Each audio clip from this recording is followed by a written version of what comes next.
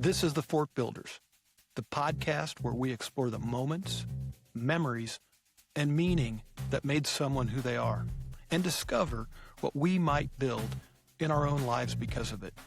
I'm your host, Lance Johnson. Welcome to the Fort. Let's begin. Hey, I'm Lance Johnson, and welcome to the Fort Builders podcast. I appreciate all of you taking some time and being with us today. Today's guest is Coach Bryant Wright. I'm excited for you to meet him. And before we get into the conversation, I want to give just a little context because his resume, it tells one story, but it's not the whole story. Coach Wright is one of the most accomplished high school cross-country coaches in Missouri history. He spent nearly 24 years leading the boys program at Festus High School and over 20 years coaching the girls team. And during that time, his teams built something pretty remarkable. The boys program won 11 state championships. 11. Including 8 in a row from 2014 to 2021, and has finished either first or second at the state meet for the past 17 years. On the girls' side, his teams added 2 more state championships, helping establish Festus as one of the premier cross-country programs in the Midwest. He's been recognized multiple times as Coach of the Year and was inducted into the Missouri Track and Cross Country Coaches Association Hall of Fame, and more recently, into the Missouri Sports Hall of Fame. So yeah, the results speak for themselves. But what stood out to me in preparing for this conversation wasn't just the success. It was how it was built. Cross country isn't a glamorous sport. There's no Friday night lights, no packed stadiums. It's early mornings, hard miles, and a lot of work that nobody sees. And somehow, he got kids to buy into that. Not just the top runners, but everyone. As I read his book deeper into his story, what became clear is that this wasn't really about running. It was about building people, standards, character, accountability, effort, and a belief that if you get those things right, the results will follow. So today, we're going to unpack that. How it started, what shaped it, and what we can all take from it, whether you're leading a team, a business, or just trying to show up better in your own life. Welcome to the Fort. Let's begin.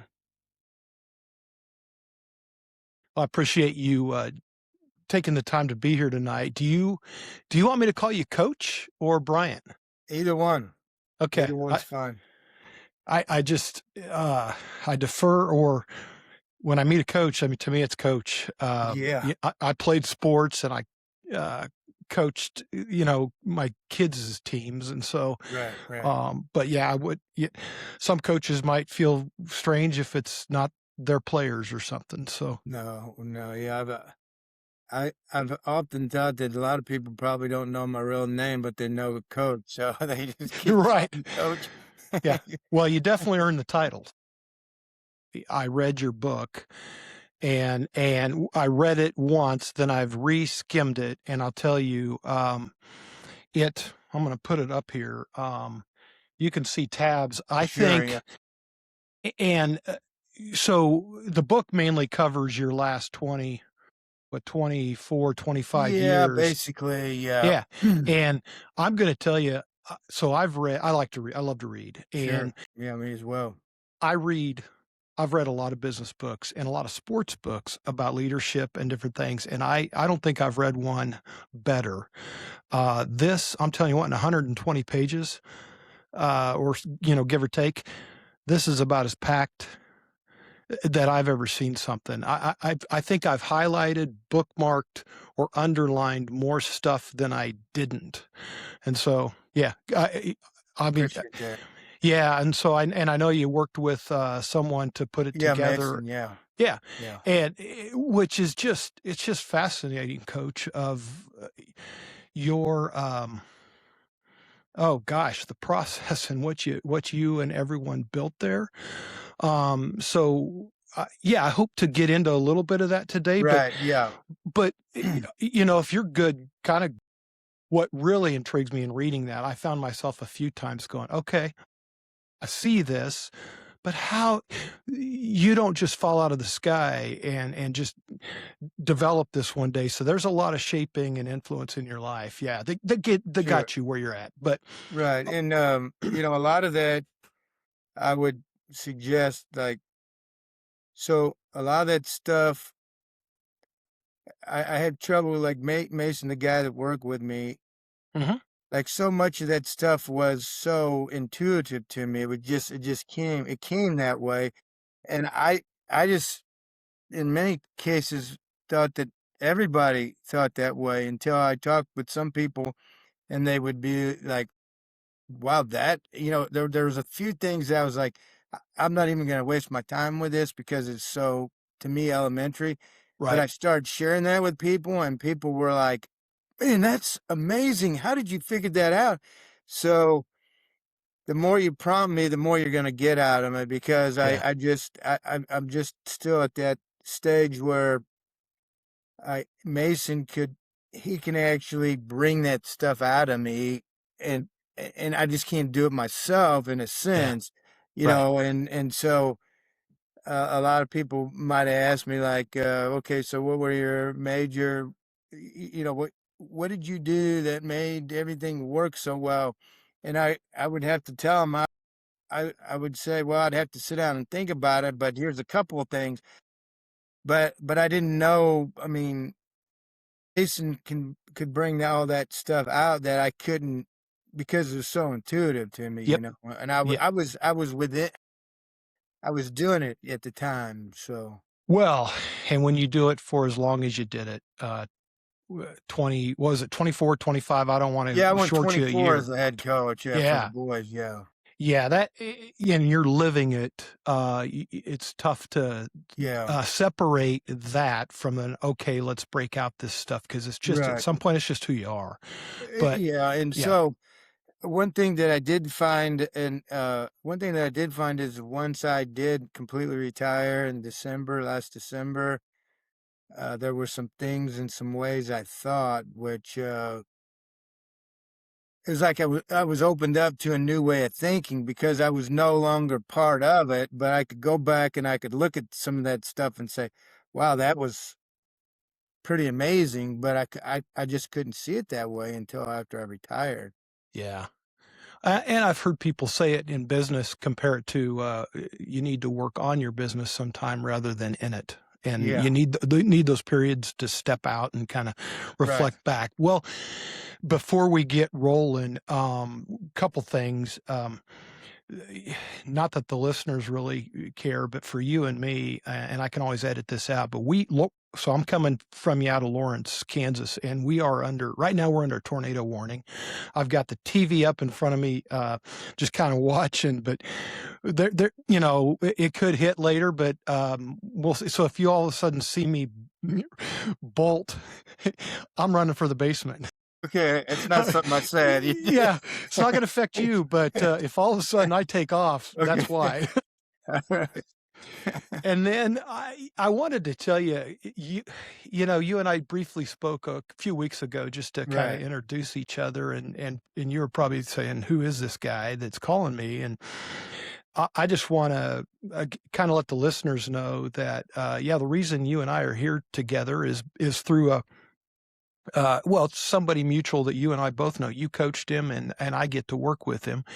And he had heard about what I'm doing with the podcast, and I think he listened to a couple episodes, and he said, "Oh my gosh, you have got to talk to my coach, Coach Bryant." He he just he couldn't say enough good stuff about you, and just thought love anyway. And so I'm just going to go ahead and say, because of Gary, he connected the two of us, Yeah, that's fantastic. and that is part one of the reasons I'm doing this is to meet people that, if not for this, I would have Sure. possibly never have met you. Right. And this so again, the listeners, if you're listening first time, just remind everyone, this it's really pretty simple. This podcast, it's just trying to understand how we become who we are, and just like you said, pull out. And if I'm doing a good job, which I'm still practicing and working on it, but try to ask the questions, or help guide, or get some of that story, because I think a lot of times, one, we don't recognize it because we're living it, and then two, I think a lot of times, if you're like me, I don't like to talk about myself really, and so I really appreciate you taking the Sure. time and being here. So Well, you're welcome. And that's when I was talking to Mason, he basically told me that was the biggest problem I had is I don't know how to self promote. I just haven't ever had to do that.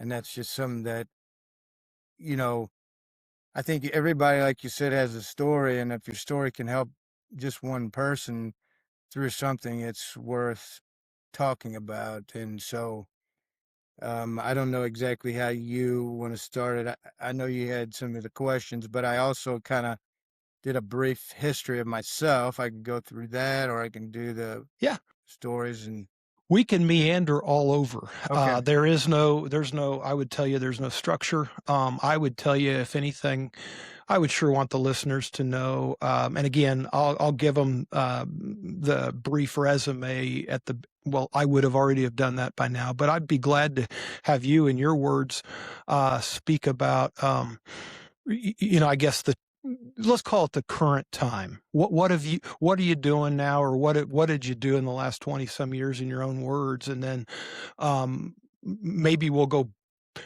backward to kind of hear your story, but we'll just sit with wherever you want to sit. I mean, we can sit in a moment. I've tried to go. So again, I will share the book in the show notes. So I'll get a link to it, and for the listeners that want to get a copy.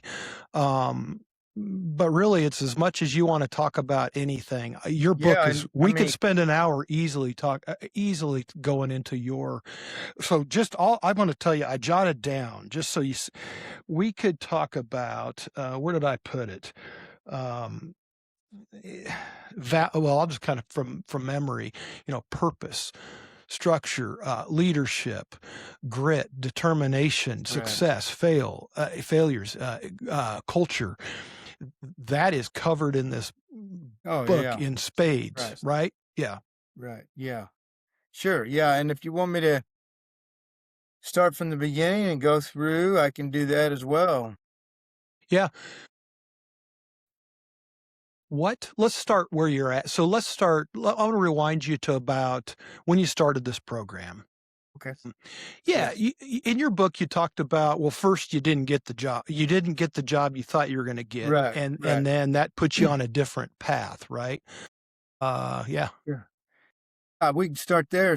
yeah, The thing about it is, what happened was I had been coaching and I became a head coach 1999 around 2000, and at that point I had decided to get out of coaching for good, for what I thought was good. Or for a while I had many reasons. I really didn't feel like I was being supported well with the administration. My children were young.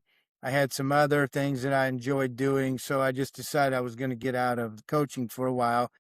And I really enjoyed coaching, but I had a guy tell me one time. He said, "If you really enjoy something, you'd be willing to walk away from it." And so I thought, okay, and then I really kind of thought about that, and that was true. If you can like something so much, but you can be willing to walk away from it, because that was the right time to walk away from it, then maybe potentially you'll come back to it later. And so In 2003, I got a job as the assistant coach. And then in 2004, the head coach resigned, and then I got the job, and that was 2004. So what happened there was I went to a Kansas City area, and there was in Overland Park, there was a clinic that was going on, and there were some three dynamite speakers there. And Mm. that night, I sat in my room and I got to thinking about this. Now, to back up just a little bit, I decided that, hey, there's a job opening, and I'd been teaching as an adjunct teacher at Jefferson College, and I thought, hey, this would be fun. I would enjoy this. I could go into academia. I could do research. I enjoyed doing research, things like that. And then my path would go that way. And so I did get a job interview, and that job interview, I thought, well, if I don't get this job, then maybe I'll go back into coaching for a little bit. So with that being said, I didn't get the job. And, one thing I think people should note is, well, in one sense, that was a failure. I failed. I didn't get that job.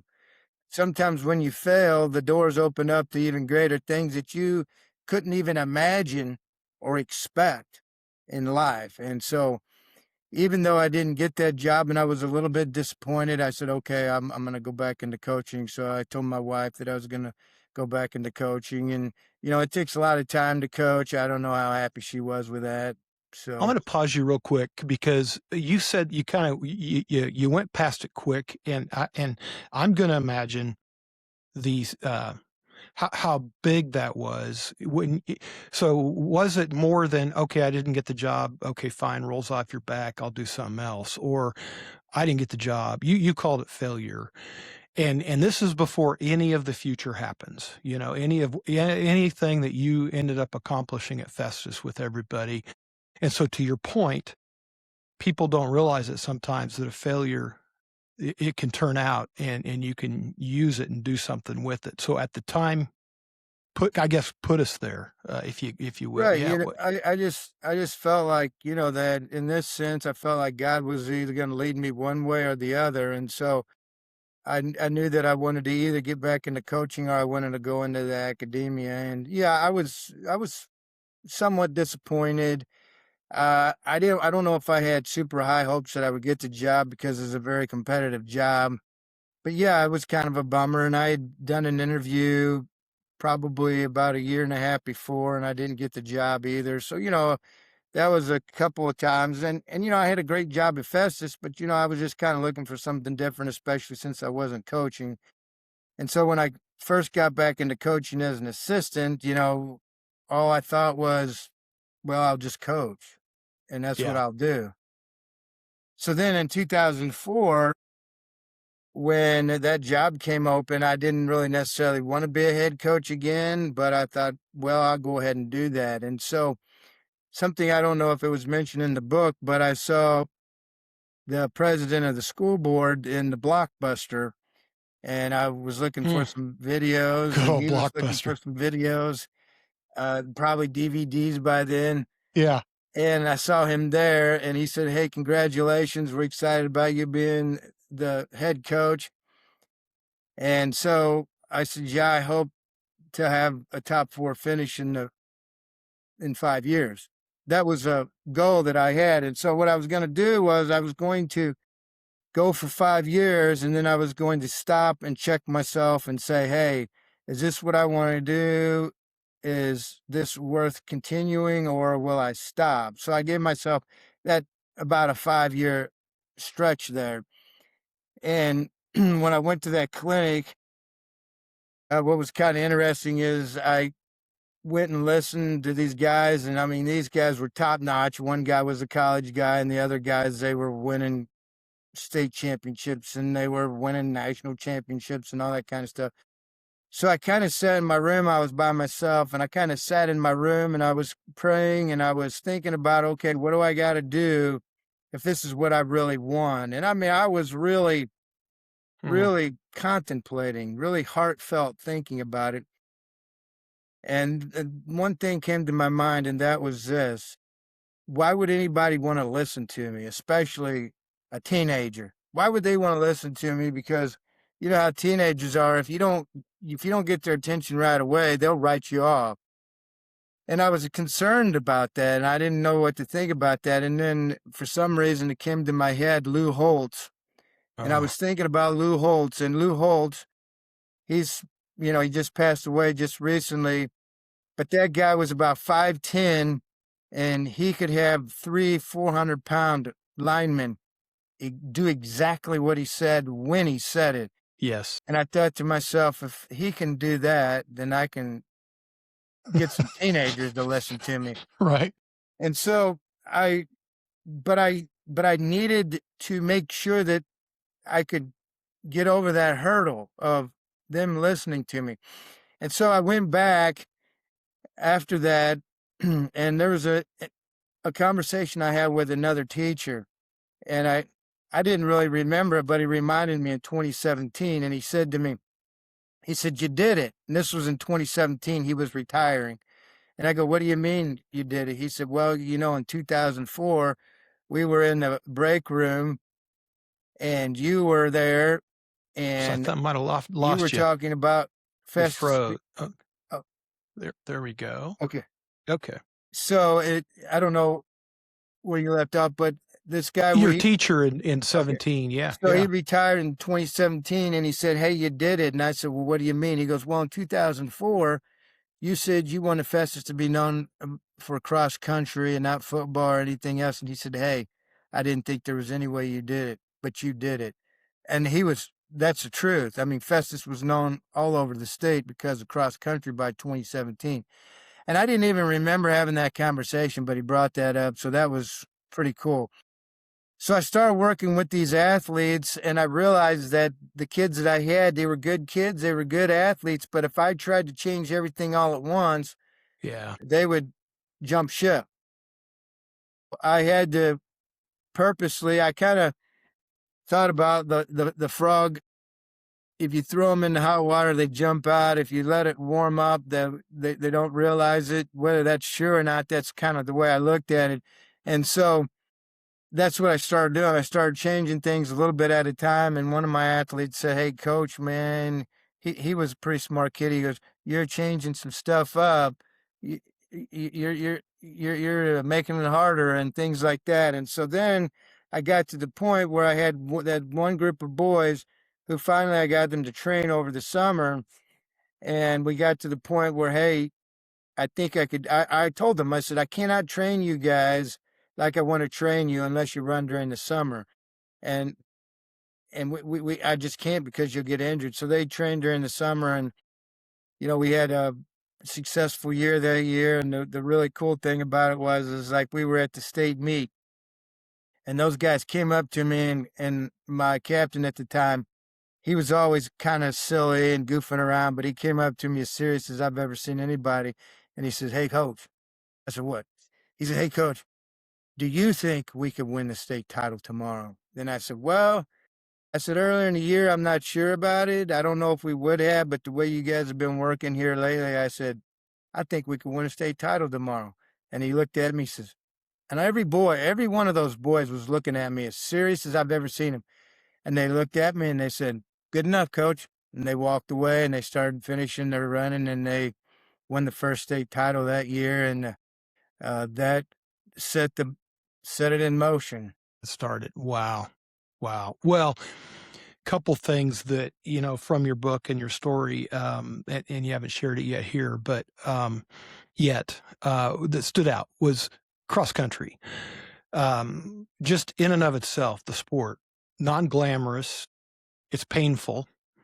And to get those teenagers to buy in to something like that and to do the work that's required.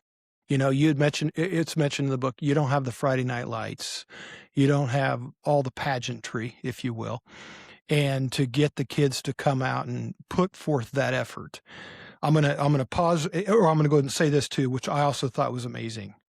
Um, you were part of something before you earned anything. Most leaders invert that order. They make belonging conditional. They make most or they trust something that must be earned first, or they make you trust something. They make value dependent on performance, but you did the opposite. Belonging came first and then performance followed. And what I found really neat about this was you asked everyone to give 100% of themselves, not having them try to be somebody else, just be yourself. And you accepted them for who they were or who they are. Yeah. Right. And I think, so many times I think many coaches, they say, well, we don't have time for this. But my whole goal is that every kid that comes to our practice, whether they ran during the summer, whether they really cared about cross country or not, I treated them with respect, like you should treat every individual. And although, I think that some coaches would be like, well, you're not giving me time here, so I'm not going to give you time. That's not the way I work things. They were human beings. They were people. And, Yeah. as a coach, you can help so many people if you listen, if you treat them properly. And to me, that was one of the goals, is not just to make these kids great runners. Every kid is going through something, whether they're your best runner or your slowest runner. Everyone's going through something. They need help. And I wanted to be there to help them. And I wanted to show them that, your worth is not because you're a good runner. Your worth Yeah. is because you're a human being. And I want to be here, and I want to help you navigate through high school. I want to be someone that you can talk to and motivate you along the way. And I thought that was so important. And at some point when you look at it, I thought to myself, so I can't hold this kid that's really slow. I can't hold him to the same accountability as I can a guy that could be a state champion. I just can't, because this kid, he might work harder than my state champion, but he's just not as talented. So what could I do to make everybody on an even plane? And that was everybody give 100%, coaches included. I know there was one practice where I told the kids, I said, hey, I'm sorry about yesterday. They said, what's wrong, coach? What happened? I said, I didn't give 100%. I had some stuff on my mind, and that kept me from giving 100%. So you got my 100% today. And I let them know that. And That's powerful for a coach to admit that and tell them. sure. Yeah. Yeah. Or any leader. Yeah. Right, Yeah. right. And Yep. the thing is, with leaders or coaches, you're human. People know that you're at that point and sometimes in your life. So what happens if you admit it and then you move on? I probably got more out of those kids that day. And that wasn't my intent, to get more out of them. My Right. intent was, I was sorry, that I didn't give 100%. And so if we Honesty. Yeah. if we could get 100% from every one of our athletes in a given day, and there were days when I'd say we got about 93 to 94%, and in reality, I think 100% out of 100 people might be a theory, but we got close on many occasions. And if we could continue to stack those days on days. And when I told them 100%, I wasn't just talking about, their performance, their fitness level. I talked about being a 100% teammate and 100% friend, and Mm, helping each other. And I even talked to them about, hey, one of your main goals, if not your main goal, is to make your teammate better. And people might say, well, what about make yourself better? Well, I guarantee you, if you make your teammate better, you're going to have to make yourself better. And so those are some of the kind of the ideas that we just didn't say that. We didn't just give that, lip service. I meant it. And my athletes and my leaders that were there, they knew it and they meant it as well.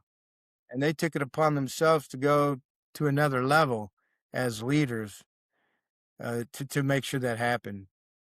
yeah. One thing that stood out again also was yet that the culture and I guess the accountability, it wasn't just you.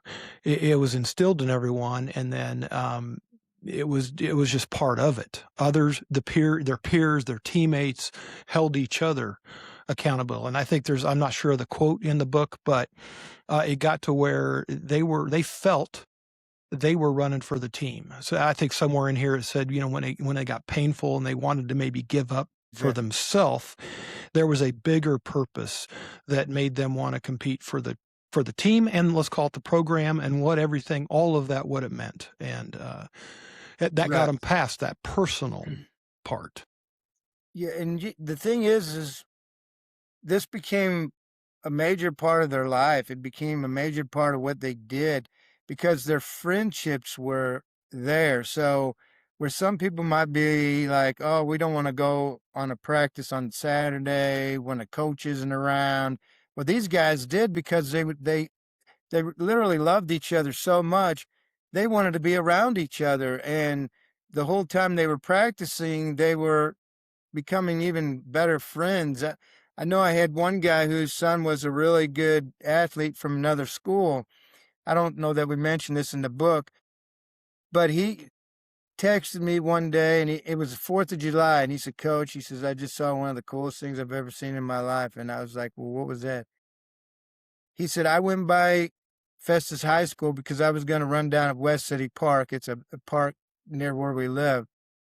And when I was driving past there, I saw about 20 boys there by themselves without any coaches, and they were running at 7 in the morning on the 4th of July." And I said, "Yeah, we never required any kids to come, and we told them, as a matter of fact, we told them beforehand, coaches won't be here on July 4th. So if you guys want to get together by yourselves, you can. If you don't, well, it's whatever." And they would show up, and they would run on that day, and that was the culture. It was Yeah. it wasn't us that made them do things. It was that sideways. I don't know. I'm kind of losing the idea here, but it was the accountability, the sideways accountability, where they had each other account for each other. Yeah, you had a chapter, accountability travels sideways Right, first. right. Yeah, yeah, that's exactly, yes. Yeah. Yeah. And so I'm going to pull out this quote because I think it fits with what we've been talking about. But it's not necessarily a quote, but I think it was a belief and it stood out in your program. But if you were there, you mattered. If you mattered, your effort mattered. And if your effort mattered, quitting on it was not an option. That is not motivation. That is identity. And I think you've got so much secret sauce in some of this that those kids, they believed in themselves, they believed in each other, and it gave them an identity that they were very proud of Sure. and wanted to be a part of. And when you feel that, like you said, you don't have to make people do stuff. Right, right. Yeah. It was the idea of excellence. We always Y were shooting for excellence. And there's a saying that you're basically a conglomeration of the 5 people you're around the most. So, put yourself with people that are working hard, that are trying to better themselves, and that's who you become. But if you put yourself with people that don't care about anything, that's who you become as well. And so all these kids, they got together, and every one of them wanted to be successful. Uh, what was really crazy and was really cool is some of my kids that were probably like the slower kids, I'd talk to them, "What are your goals?" And they were so fired up about reaching their goals. And they were never gonna be in our top 10, but they right, were right. fired up because I told them, "Just give 100%. Just give everything you got, and let's see how good we can make you. How good Yeah, can you be?" And the whole time I was trying to wrap that in as not how good of an athlete you could be, how good of a person can you be? How good yeah, of an athlete can you be? How good of a student? How good of a son can you be? How good of a brother can you be, or sister? And I yeah. racked all that up, and I'll tell you one thing that was really cool was we had a coach from Mizzou. He was at the time, he was trying to recruit one of our athletes, and he said, "Well, I'm in the St. Louis area. Can I come and watch your practice? And I said, sure. Yeah, come on and watch us. And so we were doing what's called a tempo run, and we were running around a mile loop. And he stood there, and I could see there was an amazement on his look. He goes, wow. He wasn't talking about my fastest runners. He goes, how do you get your slowest runners to put forth that effort the way they were? That's what he was amazed about. Not the person that he came to recruit, but how Right. they got those other kids. And it was all that concept that, hey, we're as strong as our weakest link. How do you become our weakest link? Don't give 100%. Yeah. You know, you may be our slowest guy, but if you give us 100%, you're not our weakest link. And there were some meets we'd go to, and I might think that, and I might even say, hey, this person here had it better than this guy over here who won the meet because he gave everything he had. Yeah. So Well, and to that point, you mentioned earlier, good father, good mother, good, brother. It's life lessons. right, And right, I think somewhere even to that, let's call it person that isn't even your top 10 effort. And you'd mentioned maybe cross country wasn't their gift, but right, they might have a gift playing the clarinet or sure, something else right, that if they give the same amount of effort into their gift. So the lessons you're teaching them, I mean, are incredible. right. Yeah, And yeah, the thing about it is like these lessons that I'm trying to teach these kids are lessons that they don't know it, but I'm trying to set them up for life. So yeah. most of these kids don't realize what I was trying to do with them until they're like 28 years old. And then they're like, wow, now we see the They're thing gonna hear you you do. on their shoulder. Right, right. Yeah, The things that you were doing and the way you set it up and the character building. And I always felt like if you can train and you can teach people to have good character, then when the times get tough and when they're at the state meet, good character won't fail you. Now, they're going to give you 100%. Now, maybe they're sick that day or whatever, but they will not give you an excuse. They'll give you 100%. So if you can train them to have good character, then the rest will follow. And then when they get down to some situations in life where they're in trouble, they'll remember. And I had a couple kids before say, hey, coach, I was having some struggles with maybe a math class or whatever. And I told myself, coach, that if I could finish one of your workouts, then I can get this. I'm like, mm, great. That's fantastic. yeah, yep. Gives them That's that what you want. confidence. Yep. Well, another stands out here going to character. You had champions loaded buses, which I Mm. thought was cool. Yeah. Nobody's above somebody else, and it goes back to you can see that being demonstrated that hey, nothing's above us. Talk about a little bit about your celebration, which I found interesting. I'm going to read. You were careful and very intentional on Mhm. celebrating success, as recognition was never framed as a reward for being exceptional. It was framed as acknowledgement of commitment. Championships mattered, but they were never separated from the effort to produce them. Celebration pointed backward to the work and forward to the responsibility that came with carrying the standard. The distinction protected the culture. Uh, that's pretty powerful. Yeah. Yeah. Right. Right. We had a saying that I coined, honor those that have gone before us and leave a legacy for those that go behind us.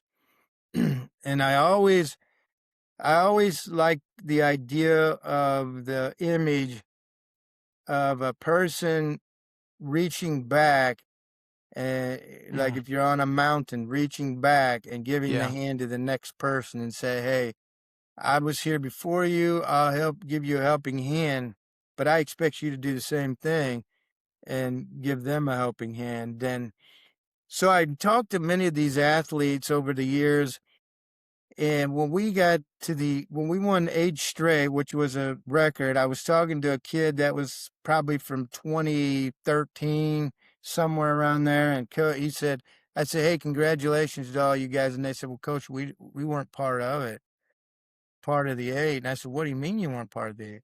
What do you mean? And they looked at me like I had, lost my mind, because they're like, coach, I wasn't part of the winning ones. I said, that does not matter to me. I said, what you don't understand is that Yeah. you're part of it, because what I learned from coaching you has made me a better coach. And because you made me a better coach, these guys are better athletes. So you are just as important uh, in this streak as they are. And I truly believe that. I truly believe that those Yeah. guys helped me become a better coach, and then and then the athletes could become better because of them. It's so well said. Yes. Yeah. Um,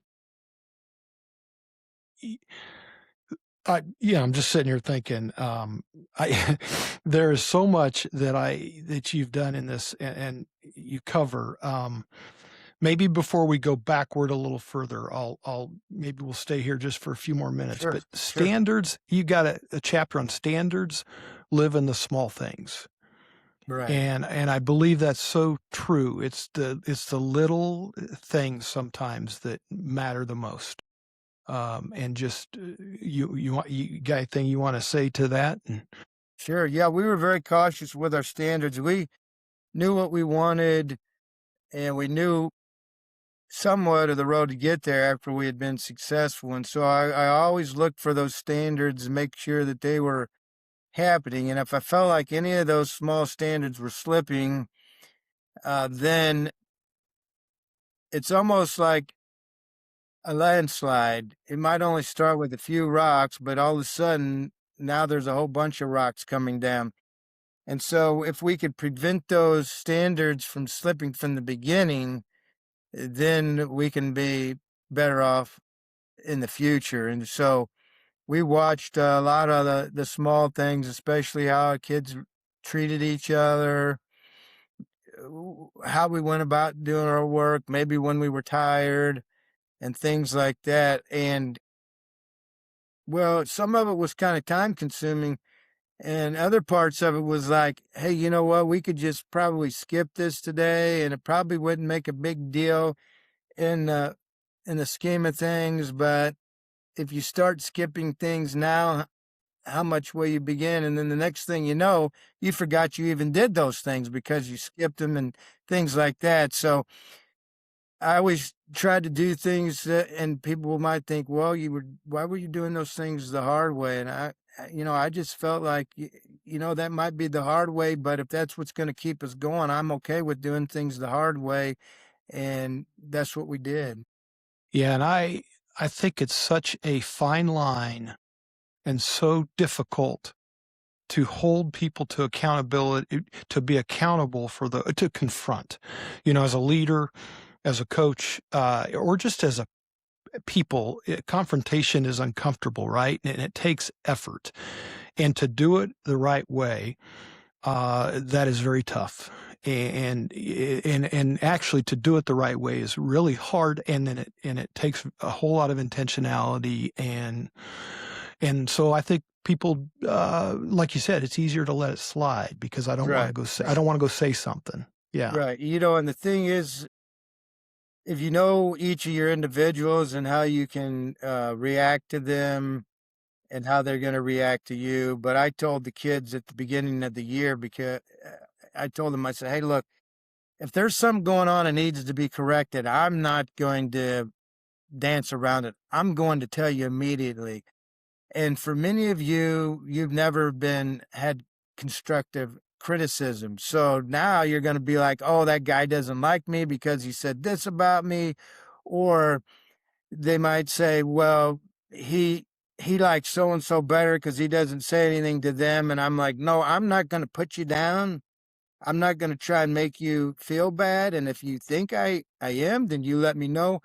But I'm going to tell you right away, because what I'm trying to do is trying to help you to be a better person and a better athlete. So Yeah. So you need to be ready for that. And I've found in so many cases that the best thing to do when you're confronting those kids is to be completely honest. Hey, this is what I see. Now, I could be wrong, but this is what I see. Yep. And Yeah. when you do that and you put it in that frame, then it could be different. So, and that gives them a chance to explain themselves because in some cases, what you see might be wrong. Right, So right, if you right. go at them pretty hard and Yep. that's not the case, then that's on you. And so I always felt like I needed to have that conversation and talk with them before I really got on to anybody because, there's a lot of everybody, I think in many cases think everything's so cut and dry when it's not so cut and dry. You might have a kid and you're like, well, it's Wednesday and he's not white. What's wrong with him? He's not doing what he's supposed to. He's loafing on us. And then you go up to him and say, hey, there's something, you just don't seem like you're the same as you normally are. And they're like, well, yeah, my grandpa just died. Well, there you go. That Yeah. explains it. Now, if I would have went over there and really ripped You on him and then found right. out his grandpa had just died, well, I would have Yeah. felt like a jerk. So when those things happen, and I think at that point the kid he didn't want he wanted to tell me, but he didn't want to initiate the conversation. And at that point, I think that gave him great release. And Yes. it was something that he needed, and I didn't even know it. So I think that's important that you do those types of things. And sometimes it's just something little and you just correct it and move on. And maybe it's a misunderstanding, but if you go at them right away, you might be in the wrong. Yeah. All right. I think I'm going to switch gears on you.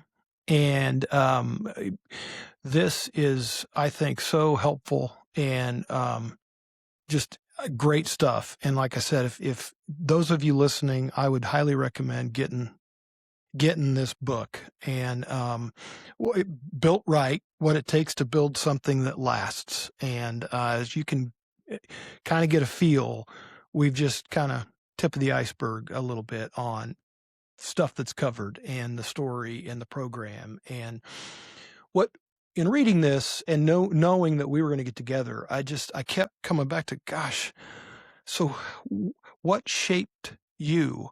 What put you on the path that got you here? Sure. Well, when I was a young boy, I was very I was a very rambunctious kid, and I'd get in a lot of trouble, and I'd get a lot of spankings when I was a kid because I seemed that the things that I enjoyed to do most were things that I wasn't supposed to. At Yeah. one point, Did you have siblings? I did. I had Okay. a sister, and then my brother was 9 years younger than me. But at one point, I was 4 or 5 years old, and I was playing with matches underneath my sister's bed and caught her mattress on fire and almost burned the whole house down. My dad got the mattress out just in time. And Oh, just those kind of things I did. My mom, she bought this really nice bedspread that she had saved up her money, and there was these little balls on the bottom of them. And for some reason, I thought I should go and cut those off with scissors and just things like that. So I was really ornery. busy Yeah. kid. My dad at that point, he always told me, he said, never give up, never quit, and things like that. So that was a big part. And I know at one point, my dad and this other boy's grandpa, they put boxing gloves on us. I was probably 6, and he was quite a bit older than me. And so I was getting to the point where I felt like the kid was getting the best of me. So I waited until he punched me one time, and I grabbed a hold of him and brought him to me, and I bit down on his cheek, and I was literally at that point at about 6 years old, I was about ready to rip his cheek off, and my dad said, no.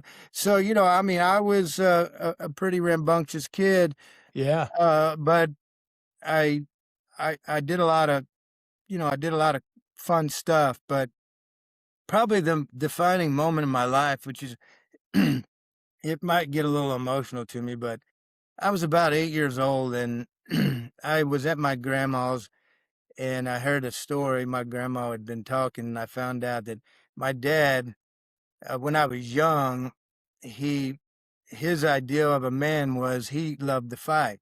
He liked to fight. He'd go to taverns, Mm, and he would, pick the biggest dude out and beat the guy up. That's what my dad people went out and played basketball. My dad went to fight people. fight.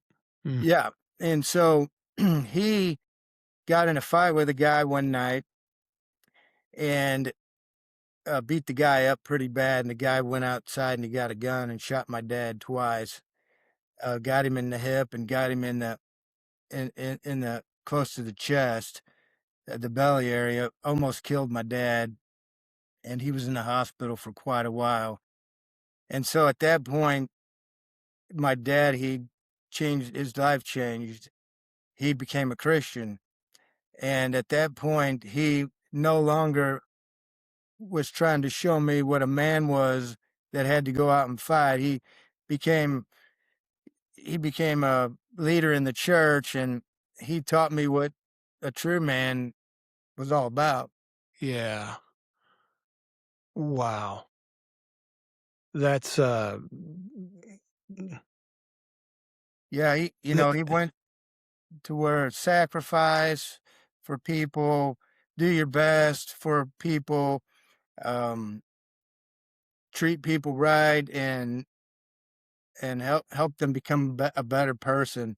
And I saw that transformation, and that probably was the biggest thing that ever happened to me, because I truly believe that if that change had not happened to him, I would yeah, have followed his footsteps. I would have done the things that he did, and I would have been one of those guys that thought, hey, going out and drinking on the weekends and all that kind of stuff was how you had a good time. But right. that changed, and our family started going to church, and that's where I really delved into being a Christian, and wanted to do everything I could to be a witness for Jesus Y Christ. yeah, and you were 8 8 when years this old, yeah, yeah. 8 years old, and I'm gonna make the assumption you really look up to your dad?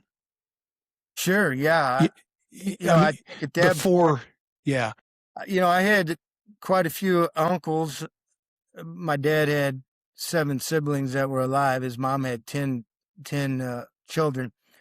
And sure, I looked up to my dad, I looked up to my uncles, and that's who that's who we were around all the time. yeah, And so, at some point, I didn't even know if my dad was gonna live or not. And in reality, my aunts were lying to me because they didn't want me to freak out so bad when I was 8. But I heard my grandma talking to the policeman on the telephone, so I knew exactly what had happened. And I didn't know what was gonna happen, but I did see the transformation. I saw my dad coming home. He was home for a long time, and, I saw him reading his Bible, and just a huge transformation in his life, and I was there in real time. I saw it. yeah. Did that happen almost immediately once he came home from the hospital? Yeah, it pretty much did. He pretty much, realized that, you know, that life that I'm living, I can't live it any Yeah, longer. And my yeah, grandma and grandpa were strong Christians, and that was the other life that he knew mm, that could be out there. And I don't know all of what my dad's thinking was. I'm sure he was concerned about my mom and my sister and me, because my brother wasn't around yet, but that, he almost lost his life and he would have lost all of us. And so yeah, my dad, once he did that, he actually worked in a job where he worked shift work. Well, he got out of doing the shift work so he could be at all days, so that he could be at our sporting events or whatever else we did. He of course he did sacrifice some money because he didn't work overtime, but he felt like the family was the most important thing at that point, and it was. And we knew it. yeah. But Wow. that was a transformation that I saw. through those years after I was 8 years old, because before that, I knew him as a different person. Right. Wow. That's incredible. Um, mm, I just can't imagine. Yeah, no doubt that would be a wake up call. You would think getting, Right, yeah, I right. can't imagine. Yeah. And then you, dealing with that at 8 and hearing that, Mhm. like you said, hearing your grandma. Um, so uh, did you stop being rambunctious? Or did you go through a transformation, I Well, get yeah. yeah, even though it was a strange thing, even though it all happened after it had happened, I was crying and things, but I had a peace that everything was going to be okay. Mm, And yeah, I mean, I wasn't as bad as I got older, as far, because what happened was I found sports, and the sports that could actually transfer that energy that I had doing the rambunctious stuff. My mom and dad put a basketball goal up in our yard, so I'd play basketball all the time, and that kind of took over. And yeah, I did still do some goofy things, but that's what kids are gonna do. yeah. Yeah. So yeah. So you got into sports. What all did you play? What all did you do? So my favorite sport was basketball, and I got into that. I went YMCA, and I did some school ball, and then also I enjoyed running as well. I just seemed to always enjoy it. I seemed to be pretty good at it. I know when I was a kid at probably 5, 6 years old, we lived about 2 tenths from the bus stop, about 400 yards. And so I'd get off the bus and I'd run home, because if I ran home, I'd get to my toys faster and I'd get to play a little bit more. So I just ran home so that I could get there. Yeah. So I just enjoyed that. And then when I was in seventh grade, I ran really well, and I did well at the conference meet. And then as an eighth grader, I was the first person in Jefferson County to break 5 minutes for the 1600 meter. So I was kind of on my way at that point. That, yeah, I still enjoyed basketball, but running was probably going to be my sport. So I played basketball up to my freshman year, and then I decided to concentrate on running. Okay. Did track and cross country probably? Yes, Yeah, yeah, yes. yeah, yeah. Yeah.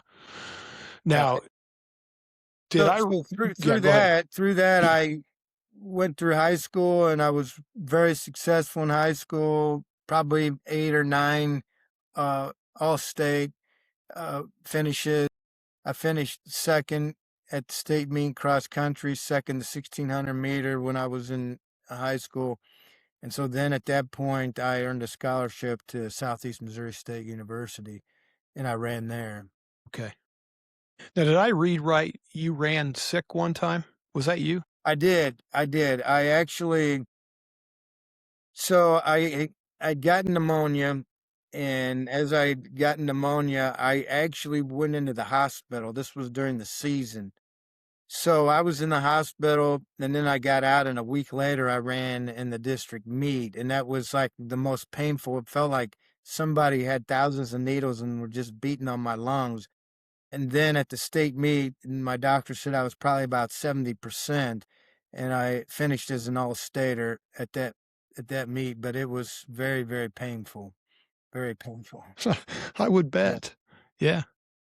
Yeah. But I think that, and I did some other crazy stuff with running. Like I ran it's close to a 5 miler. I broke my foot at the mile mark, and I just kept running. And I shouldn't have, but I did. It was so excruciatingly painful. But I think that kind of goes to the point that when I was younger, my dad says, "You don't quit, you never give up, you just keep going." And somehow I developed a very high pain tolerance.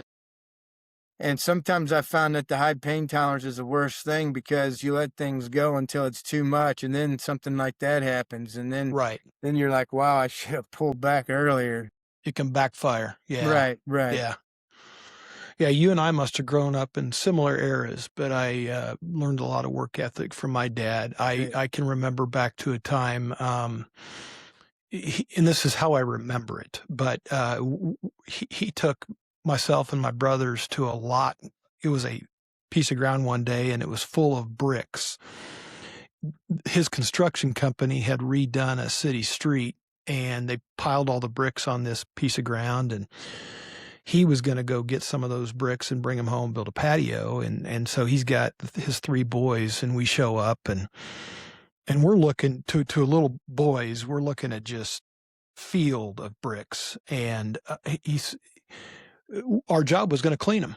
That's what we're doing. We're going to knock the mortar off and the That's cement. right. Yeah. And we're just going, how long are we doing this? And and again, I might be making it up, but it's how I remember it. And he says, as long as it takes.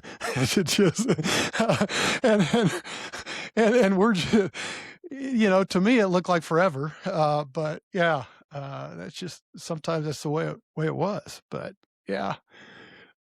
So, um, how, did you have a coach, a teacher, or was it your dad? How did you learn some of these, let's call them life lessons that you imparted, and really that's who you became or are, Sure. and obviously faith, a big part of that. Right. But at some point, yeah, is there somebody in your life or others that or read book? You did mention Lou Holtz, Yeah. so yeah, Yeah. yeah. Well, I think that my dad and mom had a big influence on me. My grandma had a huge influence on me. Mm, My coaches had an influence on me. They took me to places where I probably wouldn't have went if they wouldn't have been there. My coach at Southeast Missouri, he had a big influence on me. He actually, I called him about 2 years ago, and we had talked. We hadn't talked for a while, and he told me. So in 1990, I was an All American at the national meet, and we got third that year. And he told me that of all the people that he had trained, what I did was what he was most proud of, because he said, you were one of those guys. Basically, he told me, he says, you're one of those guys that never should have been an All American, but you worked so hard to do that, and you wanted it so bad that you got it done. And so that was a something that I learned by myself. A lot of the things that I learned, I think I learned them by myself. Like, for yeah, example, I was at basketball practice one day, and some of these kids, could, they could run faster than me, they could shoot better than me, but I made a point of it at that time that some people might be smarter than me, they might be faster than me, they might be more athletic, but nobody's going to work harder than me. Nobody will work harder. And I kept that as one of my ideals through my whole life. So, during the summer, when maybe some of those guys weren't running, I was putting in the miles. I had a summer job at Pittsburgh Plate Glass, and it was not an easy job, but I would get up and run 6 miles in the morning before I would go to work. And I know that when I crossed the line as an All American, one of the first things that came to my mind was thank you, God, and the other was all that extra work was worth it. It was absolutely worth it. And so those are some of the things that I went through. But all those people, I know one of my leaders in church and my pastor, I mean, all these people helped form me. yeah, And you yeah, can't you can't hardly discount anybody in your yeah, life when you're thinking about that. And that's a big thing I try and teach the boys. I always tried to be very humble in everything I did, because any second it could be taken away from you. And the other thing is, you're not the only there's so many people that's helped you. How can you not be humble? You got to be thankful to them for what you've done. yeah, And so I had this boy last year. He I we assumed he was going to win. Of course, he had to do it. But as he was, I said, I want you to think about something when you cross the line.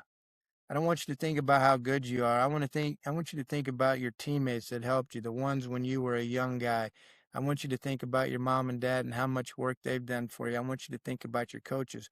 So that's just a thought. You do whatever you want, but when you're crossing the line, that's what I think you need to be thinking about. And I tried to remind him of that because I think a humble person is a person that's going to keep getting after it and keep wanting to do it so they can be successful. A person that's not humble says, I've arrived. I don't need to do Yeah, anything else. So humility was a big part of what we did. that yeah, it's incredible.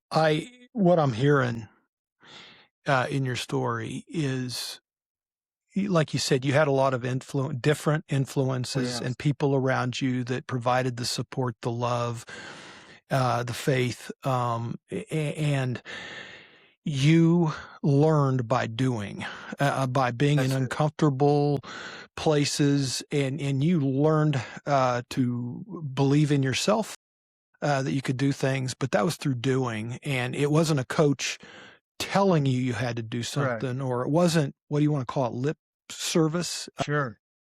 And then you brought that to your program, that Mhm. you, like you've said it many times, that you didn't want to be the one telling somebody to have to go do something. You wanted them Right. to want to do it. And then they learned by doing that. And Exactly. all of these values, they didn't learn it by a chalkboard. They didn't learn it from Right. you giving a speech. It was, they felt it Right. by being there with each other, feeling Mhm. included. Yeah, that it makes a lot of sense in how you've Yeah. athletics has been a big part, Yeah. and the You people know, around you. Yeah, right. And so we were always there as guidance, and the coaches were there a lot. And we were always there to give them tips or to help them out. But so many people learn by doing, yeah, not by seeing, not by hearing, by doing. And so if you can provide them a place where they can do and enjoy what they do and have fun. I had a coach that would come and help us. He is a retired coach, and he would come and help us time. And there was a coach from another school that said, "Hey, we know you go to some of their practices. What do you do there?" He goes, "All I do is time." And he goes, "Well, what do they do? What do they do that's so different at Festus that makes them so good compared to everybody else?" And the coach that volunteered with the timing and things like that, he said, "Well, it's like this." He goes, "These kids come into practice and they're really tired and they're had a long day and they've had some difficult things. And Coach Wright, he puts them through a workout. He kills them in the workout, and everybody's happy when they leave. Everybody leaves happy, and that's what we wanted people to enjoy what they did. And yeah, when you work hard and you see successes, what greater joy is there in doing a work than something like that? And so we had a lot of fun, and it was yeah. funny when that guy used to come to our practices, some of the boys would be like, "Well, we really like Coach White, but we never want to see him come because we know it's going to be a hard one." So, That's funny. yeah. Uh, oh my gosh. Um, well, this has been. I tell you what, I've really enjoyed our time together. Where did you? So you're in Festus. Is that where you I grew? Is that where you grew up? Yes, I grew Okay, up so mostly in Festus. I live outside of town right now. We live kind of in the country, but when I was about 11 years old, we moved into the city, and we were in the city of Festus. okay. That's where I grew up. Well, I don't know if you knew this, and I appreciate you if you did know it and you still wanted to spend time with me, but I'm a Jayhawk fan, and I didn't tell you until now. So yeah, but I was going to tell you. I was thinking about this. It's the Festus Tigers. And so if there's a tiger from Missouri that I will root for, it's gonna be the Festus Tigers, because there's some other tigers that Yeah. yeah, Appreciate that, and I that where you're coming from. yeah, yeah, it, Although we had at one time, we had 5 athletes running at Mizzou at the same time, so really? yeah, yeah, Wow. yeah, the Y most we ever had was we had a year where there were 12 athletes running Division I somewhere in the United States, all at the same time. Oh my gosh. So yeah, it was pretty awesome. And consider we're not really that big of a school. We at the time we were under 1,000 people in our high school. Okay. So Is it 4 we year? yeah, that's So about all okay. 4 Yep. years, freshman through senior, we had under 1,000 people. So we're not really all that big of a school, but we one of our mottos was that we didn't want to be the best class 4 team. We wanted to be the best team in the state of Missouri. In this And we yeah. accomplished that a few years. And we were generally over the past 17 years, we were one of the top 8 teams regardless of class. All those years with the 2 or 3 of those years we were the state. Wow. So 24 years, how many kind of on average did you so I'm in how many people on average, athletes did you have each year in your Oh yeah, that's a good question because 'cause yeah, we had a significant number compared like at, probably the most we had boys and girls was 60. And so that for the size of our school, that was a significant number of people, which we had 35 or 40 boys on occasion. And so my goal was I wanted to try and influence as many people as possible. I wanted our teams to be as big as they could be. Now, with that being said, when you do that, you get a lot of headaches that you wouldn't get if you would just say, "Hey, I only want to coach 15, 20 kids. That's it." right, But right. that wasn't my goal. My goal was to try and reach as many people as I possibly could with what we were doing. Yeah, I did some quick math, not in my head, but 24 at 60 is 1,440. That's just athletes, and then I was thinking, so that doesn't include parents, that doesn't include siblings, it doesn't include adjacent friends. So, that's about 1,500 kiddos just from an athlete standpoint that you're influencing and teaching life lessons to. I mean, it's just yeah, yeah. Pretty incredible. And Yeah, and I remember something in the book too, how y grade school kids would start to they looked up to the runners, and so they knew yeah, about the Festus yeah, right, yeah. right. So we went on that 8 straight years where we won state titles, and there was about I figured it was like 40 different athletes because some of them were there for 3 years, so a few were there for 4 years, but 40 different individuals there. And some of those kids that were on that 8th state championship were like in 4th or 5th grade. So they didn't know anything else but us Winning. being state champions. Yeah. Wow. Well, coach, you've been very generous with your time. It's an evening, we're getting together, and, I so appreciate it. I've really enjoyed this. I found a lot of value in it. Do you, again, I feel like maybe I should let you go.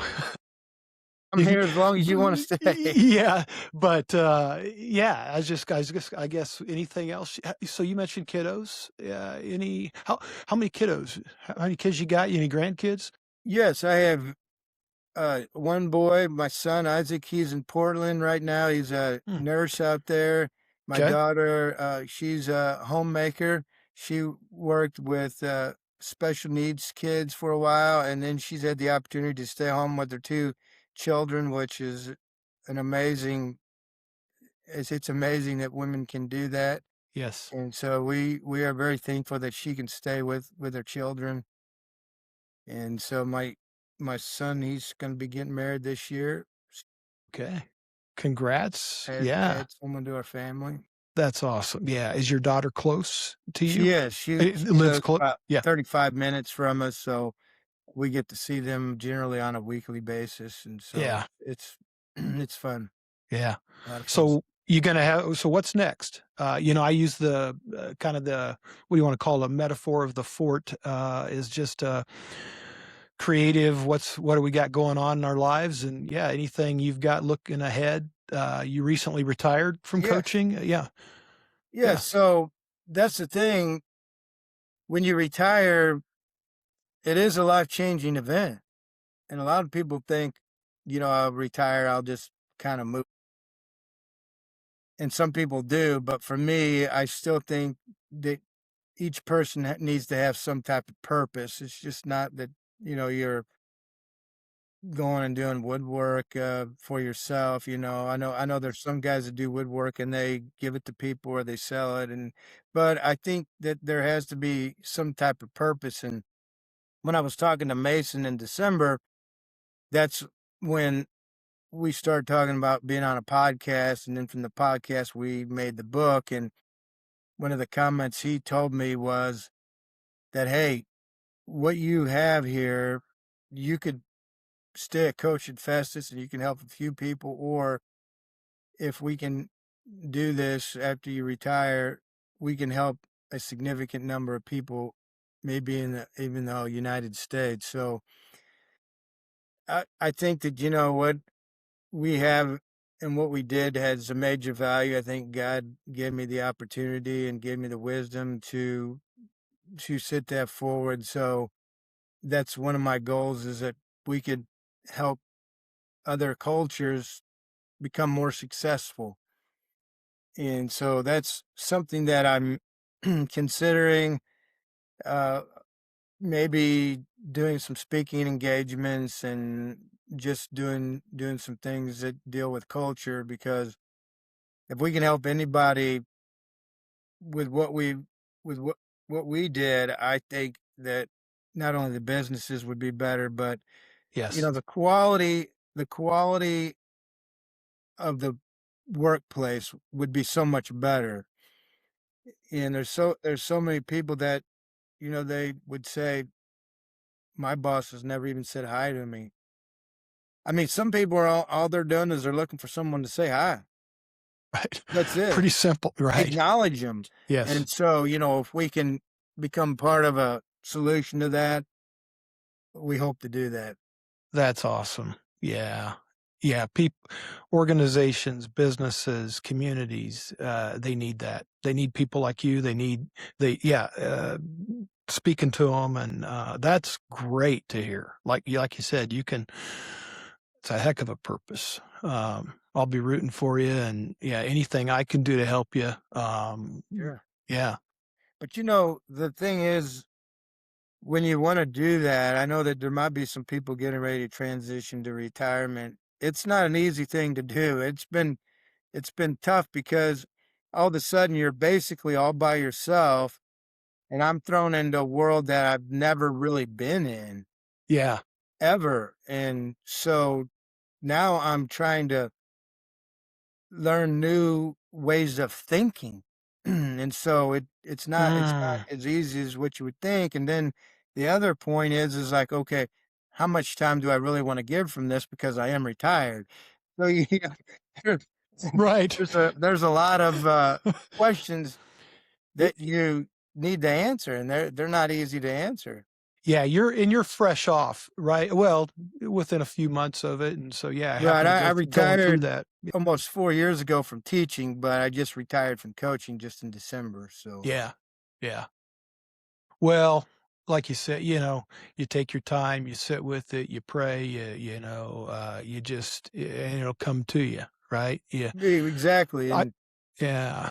even the book, we had that book in about 2 months. We had it written, and I really felt like that was kind of a God thing, in my opinion, because the guy that was writing it said, "Man, this is coming so easy to me. There's gotta be a higher power here." Yeah. Take that for what it's worth, but I think it's worth a lot. So Yeah. Well, it's like it's like you right now, you're moving forward and wanna do something, and I think it'll unfold, right? The right, journey or the path, and maybe you don't know right, what it's gonna look like in 2 to 3 years, but at least you said, "Hey, I wanna do something," and right. you just yeah.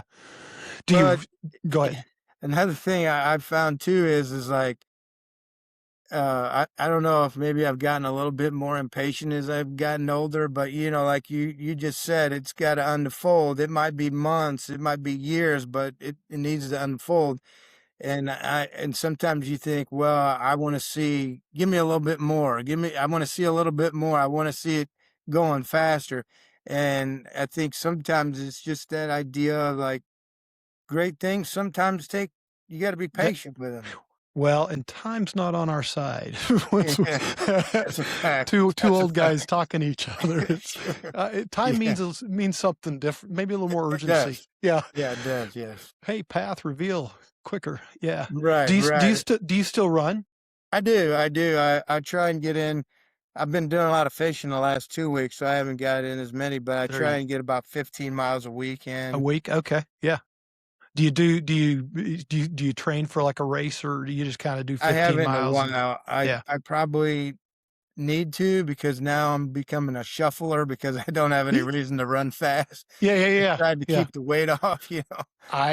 That's right. I tell people I run so I can eat like I want to eat. Yeah. And that But used to work for me, but it's getting worse now.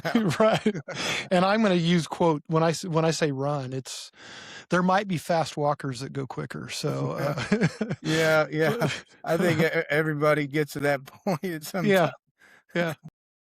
Well, Coach, this was so much fun. I really appreciate it. Yeah, I Yeah. enjoyed it as well. Wish you the best. Yeah. Thank you. I will tell you if I come your way, I'll give you a ring. Let's go get a cup of coffee or something. That'd be great. That'd be All right, great. man. Well, thank you. Thank And, you. okay. Yeah. All the best. Thank you. Same to you.